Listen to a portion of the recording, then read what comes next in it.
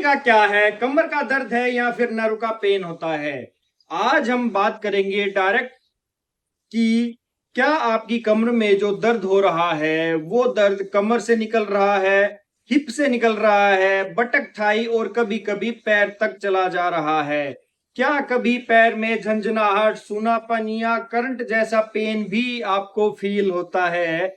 और क्या लंबी देर तक बैठने, खांसने, चीखने या कुछ मूवमेंट के बाद या फिर ये जो दर्द है आपका ये और भी बढ़ जाता है? अगर आपका जवाब हाँ है तो हो सकता है कि आप सिर्फ नॉर्मल बैक पेन से नहीं बल्कि सियाटिका से डील कर रहे हैं। लेकिन एक बहुत इंपॉर्टेंट बात, हर कमर का दर्द सियाटिका का दर्द नहीं होता है और इसी कंफ्यूजन को आज हम बिल्कुल सिंपल लैंग्वेज में समझेंगे और आपकी हर डाउट को हम यहाँ पे दूर करेंगे आज इस वीडियो के थ्रू। तो वीडियो के लास्ट तक बने रहिएगा और जिसको लो बैक पेन रहता है तो उनके साथ इस वीडियो को शेयर करना। नमस्कार दोस्तों, मैं हूं डॉक्टर राहुल भारद्वाज और आप देख रहे हैं आपका अपना यूट्यूब चैनल डॉक्टर बिना फिल्टर। आज से हम स्टार्ट कर रहे हैं एक नई detailed series sciatica master class, जहां सिमल्टेनियसली हमारी डायबिटीज मास्टर क्लास चल रही, तो हम एक सियाटिका मास्टर क्लास भी स्टार्ट कर रहे हैं आज से।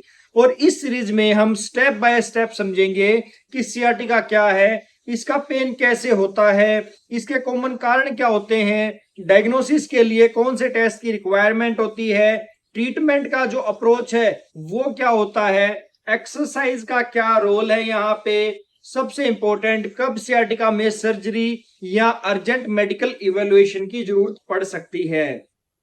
लेकिन आज के फर्स्ट एपिसोड में हम सिर्फ और सिर्फ फाउंडेशन के बारे में बात करेंगे कि एक्चुअली सियाटिका क्या होता है और इसको हम लो बैक पेन से किस तरह डिफरेंशिएट कर सकते हैं। सबसे पहले हम इसको समझेंगे और उससे पहले एक बात जान लीजिए दोस्त, किसी बीमारी के बारे में जानना बहुत जरूरी हो जाता है अगर हम उसका ट्रीटमेंट लेना है तो सियाटिका क्या है। सियाटिका को समझने के लिए सबसे पहले हमें एक नर्व को समझना होगा जिसको हम बोलते हैं सियाटिका नर्व। अब सियाटिका नर्व बॉडी की एक बहुत इंपॉर्टेंट नर्व होती है जो लोअर बैक से आने वाली नर्व रूट से मिलकर बनती है और बटक से होती हुई लेग की तरफ जाती, यानी आपके जो स्तंभ है, नितंब है सॉरी, उनसे होते हुए आपके पैर की तरफ जाती है। जब लोअर बैक अगर जो पेन है या वेन है, नर्व्स रूट पर इरिटेशन, इन्फ्लेमेशन या प्रेशर पड़ता है तो पेन उस नर्व को पाथवे में ट्रेवल करवा सकता है। इस तरीके से रेडिएटिंग नर्व पेन को कॉमनली सियाटिका कहा जाता है। आई थिंक अभी आपका डाउट दूर हुआ होगा क्योंकि सियाटिका में जो पेन होता है वो रेडिएटिंग पेन होता है। इसीलिए सियाटिका का पेन सिर्फ कमर तक लिमिटेड नहीं होता है, आपको पैर में भी महसूस हो सकता है, नितंब में भी महसूस हो सकता है। ये कमर से बटक, थाई, काफ और कभी कभी फुट तक भी जा सकता है। Due to the nature of this pain, sciatica का पेन रेडिएटिंग होता है। और इसी पॉइंट पर नॉर्मल बैक पेन और सियाटिका के बीच एक इंपॉर्टेंट डिफरेंस भी आ जाता है। तो अब मैं आपको बताऊंगा कि normal back pen versus sciatica. अगर किसी पर्सन को सिर्फ कमर का एक पर्टिकुलर एरिया में पेन है और पेन जो है वो पैर के नीचे की तरफ ट्रेवल नहीं कर रहा, और तो हर बार उसे सियाटिका कहना भी सही नहीं होगा क्योंकि सियाटिका का पेन रेडिएटिंग पेन होता है। लेकिन कमर के पेन के साथ पेन बटक से लेग की तरफ ट्रेवल कर रहा है और उसके साथ झंझनाहट, सुनपन, वीकनेस भी हो सकती है और नर्व इन्वॉल्वमेंट का पॉसिबिलिटी भी कंसीडर किया जा सकता है। सियाटिका के पेन अलग अलग पेशेंट में अलग अलग तरह की फील दे सकते हैं। किसी को बर्निंग पेन हो सकता है, किसी को इलेक्ट्रिक शॉक या फिर करंट जैसा सेंसेशन हो सकता है, किसी को शार्प शूटिंग पेन भी हो सकता है। और ये पेन जो होते हैं अलग अलग तरीके से अलग अलग पेशेंट को अलग अलग तरीके से महसूस हो सकते हैं। वहीं पे किसी किसी को ये पेन के साथ साथ टिंगलिंग सेंसेशन या फिर नंबनेस भी हो सकती है। यूजुअली सियाटिका एक साइड को अफेक्ट करता है, ऑल्दो सिम्टम्स हर पेशेंट में एग्जैक्टली सेम नहीं होते हैं। मैं यहाँ पे एक बिल्कुल ये समझिए आपकी सिंपल तरीके से एक सिंपल क्वेश्चन मैं आपसे पूछूंगा।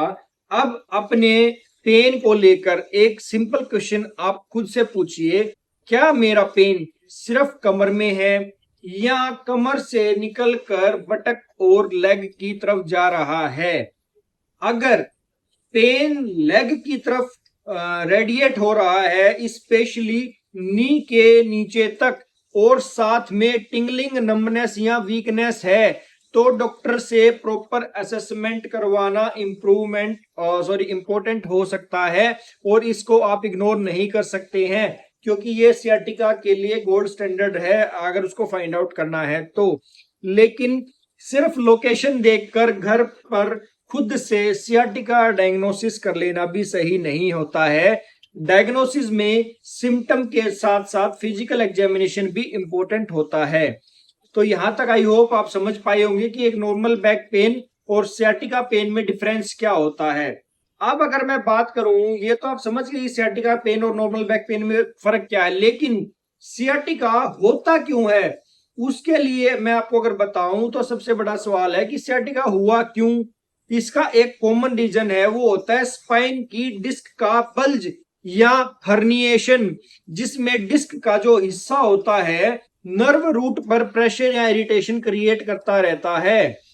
दूसरा रीजन हो सकता है स्पाइन में बोन्स पर या दूसरे स्ट्रक्चरल चेंजेस की वजह से नर्व के लिए अवेलेबल स्पेस का कम हो जाना, इस वजह से भी दिक्कत हो सकती है।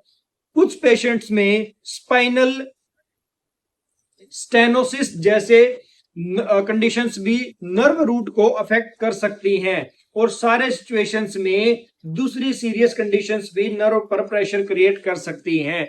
तो ये कुछ कॉमन रीजंस होते हैं सियाटिका के पेन के होने के, जिसमें सबसे इंपॉर्टेंट रोल जो प्ले करती है वो आपकी डिस्क बल्जिंग या हर्निएशन या फिर नर्व्स के लिए कंप्रेशन का जो स्पेस होता है वो कम हो जाना। इसलिए सियाटिका को सिर्फ डिस्क स्लिप के नाम से सिर्फ देना कि वो करेक्ट नहीं होता है। डिस्क प्रॉब्लम सियाटिका का एक कॉमन कोज है, लेकिन हर पेशेंट में कोज एग्जैक्टली सेम नहीं होता है।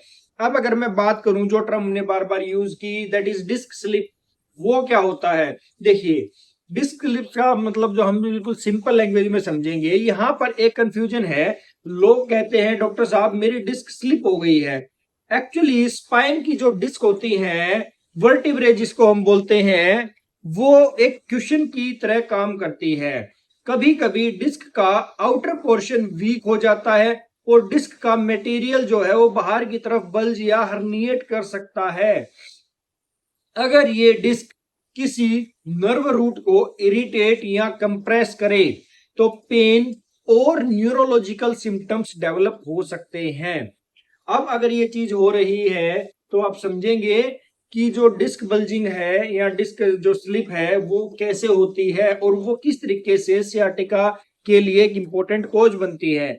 अब यहाँ पे एक इंपॉर्टेंट पॉइंट आता है कि एमआरआई में डिस्क बल्ज दिखा जाना ऑटोमेटिकली ये प्रूव नहीं करता कि वही आपके पेन का कोज है। क्लिनिकल सिम्टम्स और फिजिकल एग्जामिनेशन की इमेजिंग के साथ साथ कोरिलेट करते हुए डॉक्टर ये डिसाइड करता है कि आपके पेन का जो रीजन है वो एग्जैक्ट क्या है और क्या नहीं है। इसी वजह से हर बैक पेन को और हर बैक पेन वाले पेशेंट को इमीडिएटली एमआरआई करवाना जरूरी नहीं होता है। अब अगर मैं बात करूं क्या हर सियाटिका पेशेंट को एमआरआई करवानी चाहिए, तो मेरा सिंपल सा आंसर आएगा नहीं। ये बहुत इंपॉर्टेंट पॉइंट है, इसको थोड़ा ध्यान से समझिए। अगर सिम्टम्स टिपिकल हैं, सीरियस रेड फ्लैग्स नहीं हैं और कंडीशन अनकॉम्प्लिकेटेड है तो हर पेशेंट में स्टार्टिंग में एमआरआई करवाना रूटीनली नेसेसरी नहीं होता है। डॉक्टर पहले आपकी हिस्ट्री, फिजिकल एग्जामिनेशन से आपकी असेसमेंट करते हैं, और अगर सिम्टम्स सीवियर हैं, लगातार बने हुए हैं और ट्रीटमेंट्स के बाद भी इम्प्रूवमेंट नहीं हो रहे हैं, या न्यूरोलॉजिकल डेफिशिएट का कोई रेड फ्लैग प्रेजेंट हो रहा है, तो इमेजिंग की जरूरत पड़ सकती है, यानी कि एमआरआई की रिक्वायरमेंट हो सकती है। अब एमआरआई सॉफ्ट टिश्यू, डिस्क और नर्व रिलेटेड स्ट्रक्चर्स को डिटेल में देखने में यूजफुल हो सकती हैं। इसीलिए एक लाइन हमेशा याद रखिए, एमआरआई रिपोर्ट को पेशेंट से ज़्यादा इम्पोर्टेंट कभी भी मत समझिए, क्योंकि रिपोर्ट के ज़्यादा जरूरी पेशेंट की फिजिकल अपीयरेंस और उसके जो सिम्टम्स आ रहे हैं वो जरूरी होते हैं। अब अगर बात करूं पेशेंट के सिम्टम्स और क्लिनिकल एग्जामिनेशन को भी इक्वली इम्पोर्टेंट समझना होता है, तो यहाँ पे एक सवाल आता है कि सियाटिका में क्या सिम्टम्स हो सकते हैं, किस तरीके के आपको सिम्टम्स आते हैं सियाटिका में। तो अब सिम्टम्स को एक बार सिस्टमेटिकली समझ लेते हैं। पहला सबसे जो कॉमन सिम्टम्स होता है लोअर बैक पेन। दूसरा जो सिम्टम होता है बटक से लेग की तरफ जाने वाला पेन। तीसरा जो सिम्टम्स होता है बर्निंग या इलेक्ट्रिक शॉक जैसा पेन। चौथा जो पेन होता है वो होता है टिंगलिंग या झंझनाहट। पांचवा जो सिम्टम आता है सियाटिका में वो होता है नंबनेस या सूनापन। और कुछ केसेस में मसल्स वीकनेस भी हो सकती है। पेन सीटिंग कफिंग या स्नीजिंग के वक्त कुछ लोगों में वर्सन हो सकता है, लेकिन हर पेशेंट में सारे सिम्टम्स होना जरूरी नहीं होता है। तो इसीलिए जो मैंने अभी आपको सिम्टम्स बताए हैं उनको थोड़ा सा ध्यान से देखिए और खुद को इवेल्युएट करने की कोशिश कीजिए, लेकिन डायग्नोसिस मत बनाइए कभी भी। अब यहाँ पे एक कॉमन मिस्टेक क्या होती है, एक कॉमन मिस्टेक जो हर कोई करता है वो होता है किसी को कमर में पेन हुआ, उसने इंटरनेट पर सियाटिका सर्च किया और खुद ही डायग्नोसिस कर लिया, जो मैंने अभी आपको बात बताई। फिर किसी ने मैसेज करने को कहा, किसी और ने जोर से स्पाइन दबाने को कहा, किसी ने कोई इंजेक्शन सजेस्ट कर दिया, किसी ने आपको कोई मेडिसिन सजेस्ट कर दी, किसी ने आपको फिजियोथेरेपिस्ट के पास रिकमेंड कर दिया और किसी ने आपको कहा कि बस थोड़ा सा बेड रेस्ट कर लो। तो ये जो अप्रोच होती है ना इस तरीके के पेन में, ये कभी भी सही नहीं होती हैं। बैक पेन और सियाटिका का जो कोज होता है उसको समझना बहुत इम्पोर्टेंट है, क्योंकि ट्रीटमेंट कोज और सिम्टम्स के अकॉर्डिंग कभी भी चेंज हो सकते हैं और ये काम आपके कंसल्टिंग फिजिशियन से अलावा या ऑर्थोपेडिशियन से अलावा कोई भी अच्छे से नहीं कर सकता है। लाइक फिजियोथेरेपिस्ट भी कर सकते हैं। तो बेड रेस्ट करना चाहिए या नहीं करना चाहिए, तो इस पर हम थोड़ा सा लाइट डालेंगे। और हाँ, सियाटिका के मतलब ये नहीं है कि आप दिन भर बेड पर पड़े रहेंगे। एक्सेसिव इनएक्टिविटी रिकवरी की हेल्प करने की बजाय प्रॉब्लम्स को मेंटेन नहीं कर सकती बल्कि वर्सन कर सकती है। मोस्ट अनकॉम्प्लिकेटेड केसेस में जितनी एक्टिविटी आप सेफली टॉलरेट कर सकते हैं उसको ग्रेजुअली मेंटेन करना जनरली बेटर अप्रोच होती है rather than prolong bed rest. इसका मतलब ये है कि आप जितना हो सके काम कीजिए, जिस लेवल तक आपका शरीर सहन कर सकता है वहाँ तक काम कीजिए, वो आपके लिए बेनिफिशियल होगा। लेकिन इसका मतलब ये भी नहीं कि सीवियर पेन के बावजूद आप ज़बरदस्ती एक्सरसाइज करते रहें। एक्टिविटी को सिम्टम्स और क्लिनिकल एडवाइस के अकॉर्डिंग मॉडिफाई करते रहना चाहिए। यही एक क्लासिकल अप्रोच होती है अगर आप सियाटिका के पेन से या लोअर बैक पेन से सफ़र कर रहे हैं। तो देखिए, अगर आपको कोई बेड रेस्ट की सलाह देगा तो बहुत सोच समझ के देगा, तो उसको एक्सेसिव में मत कीजिए, क्रैश में मत कीजिए, एक लिमिटेड स्पेस में ही करें, वही अच्छा होता है। तो अब क्वेश्चन आएगा कि क्या सियाटिका ठीक हो सकता है। सबसे बड़ी पॉजिटिव बात, सियाटिका का मतलब ऑटोमेटिकली लाइफ लॉन्ग पेन नहीं होता है। Many people specially uncomplicated cases time और अप्रोप्रिएट कंजर्वेटिव मैनेजमेंट के साथ इम्प्रूवमेंट पॉसिबल होती है। ट्रीटमेंट का अप्रोच जो होता है वो पेशेंट का जो एग्जैक्ट कोज होता है उसके ऊपर डिपेंड करता है। दूसरा, उसकी सीवियरिटी पर डिपेंड करता है। तीसरा, ड्यूरेशन और न्यूरोलॉजिकल फाइंडिंग्स पर डिपेंड करता है। किसी की खाली एक्टिविटी मॉडिफिकेशंस और फिजियोथेरेपी की ज़रूरत के हिसाब से हो सकती है, जो कि इसके सिम्टम्स हैं उसके बेसिस पे हम ये बात डिसाइड कर सकते हैं। किसी को डॉक्टर के असेसमेंट के बाद मेडिसिन की ज़रूरत हो सकती है। तो ये जो सारी चीज़ें हैं, एक ट्रीटमेंट अप्रोच आपकी क्या होगी, तो ये किन किन चीज़ों पे, किन किन फैक्टर्स पे डिपेंड करता है वो मैं आपको भी बता रहा हूँ। कुछ सेलेक्टेड सीवियर केसेस में इंजेक्शन या सर्जरी भी कंसीडर की जा सकती है, स्पेशली अगर आप सियाटिका के पेन से सफ़र कर रहे हैं तो। लेकिन सर्जरी हर सियाटिका पेशेंट का ट्रीटमेंट कभी भी नहीं हो सकता। तो अनधड़क कभी भी ऐसा मत कीजिए। आपको दर्द हुआ, आपने अपने डायग्नोसिस बनाए और आपने डॉक्टर को जाके कह दिया कि मुझे तो सर्जरी की रिक्वायरमेंट है। तो ऐसा कभी भी, ये जो अप्रोच है आपकी गलत है, इसको हमेशा के लिए आप हटाइए। ये डॉक्टर डिसाइड करेगा, क्योंकि सर्जरी यूजुअली सिलेक्टेड सिचुएशंस में कंसिडर की जाती है, जैसे परसिस्टेंट सिम्टम्स के साथ एप्रोप्रिएट नॉन सर्जिकल ट्रीटमेंट के एडिक्वेट इम्प्रूवमेंट ना होने की वजह से, या सिग्निफिकेंट न्यूरोलॉजिकल प्रॉब्लम्स डेवलप हो जाए। तो न्यूरोलॉजिकल प्रॉब्लम्स का यहाँ पे मतलब ये है कि जो आपके वॉलेंट्री और इनवॉलेंट्री एक्शंस होते हैं, क्योंकि सियाटिका बेसिकली एक नर्व है और नर्व का काम है केमिकल को, जो मैसेंजर होते हैं उनको कैरी करना। तो जब वो डिस्टर्ब होते हैं तो आपको न्यूरोलॉजिकल प्रॉब्लम्स डेवलप हो सकती हैं। अब सबसे इम्पोर्टेंट रेड फ्लैग जिसकी मैं बात करूँ तो वो ये है, अब जो मैं बताने वाला हूँ ना उसको प्लीज़ थोड़ा सा ध्यान से सुनिए। सियाटिका के कुछ सिम्टम्स ऐसे हैं जहां आपको घर पर वेट नहीं करना चाहिए, यानी कि रेड फ्लैग। अब रेड फ्लैग कौन कौन से होते हैं? अगर लेग में सडनली सिग्निफिकेंट वीकनेस डेवलप हो, अगर नंबनेस रैपिडली बढ़ रही है, ग्रेजुअली नहीं रैपिडली मतलब फास्ट तरीके से बढ़ रही है, तो ये सबसे इम्पोर्टेंट। अगर मैं बात करूँ यूरिन या स्टूल कंट्रोल में नहीं है, कोई प्रॉब्लम आ रही, जैसा मैंने बताया न्यूरोलॉजिकल कुछ इश्यूज हैं जो कि हो रहे हैं वॉलेंट्री या इनवॉलेंट्री, या जेनिटल एरिया और इनर थाइज के अराउंड अनयूजुअल नंबनेस जो है, सूनापन है, वो डेवलप हो रहा है, तो ये एक इमरजेंसी सिचुएशन है जहाँ पे तुरंत डॉक्टर की इवेल्युएशन की रिक्वायरमेंट हो सकती है। ऐसे सिम्टम्स को हमेशा रेड फ्लैग कैटेगरी में रखिए और इनको कभी भी इग्नोर मत कीजिए।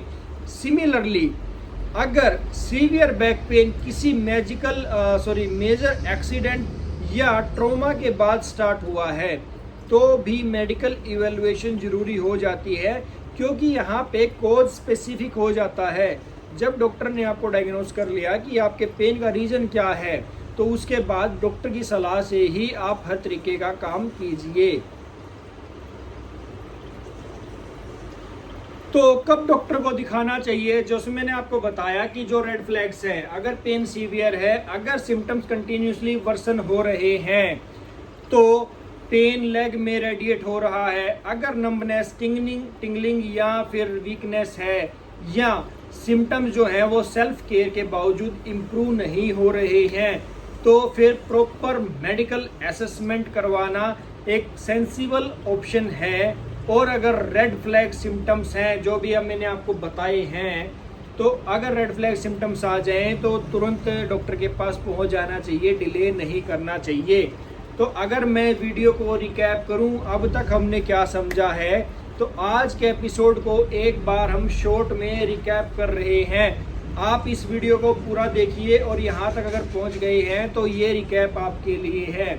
नंबर 1, हर कमर का दर्द सियाटिका नहीं होता है। नंबर 2, सियाटिका में पेन लोअर बैक या बटक से लेग की तरफ रेडिएट करता है। नंबर 3, पेन के साथ टिंगलिंग या नंबनेस और वीकनेस भी हो सकती है। अब टिंगलिंग जैसे चींटियां चलती है ना, ऐसा सूनापन आ सकता है या कमजोरी महसूस हो सकती है। नंबर 4, डिस्क हर्निएशन सियाटिका के कॉमन कॉजेज हैं, लेकिन हर केस में कोज सेम हो ऐसा बिल्कुल भी जरूरी नहीं है। नंबर 5, हर पेशेंट को इमीडिएटली एमआरआई की जरूरत नहीं होती है। नंबर 6, प्रोलॉन्ग्ड बेड रेस्ट आपको जनरली किसी सिचुएशन में हेल्प नहीं कर सकता, ये सिर्फ आपको जहाँ तक आपका शरीर सहन कर सकता है वहाँ तक ही स्टेबल होता है।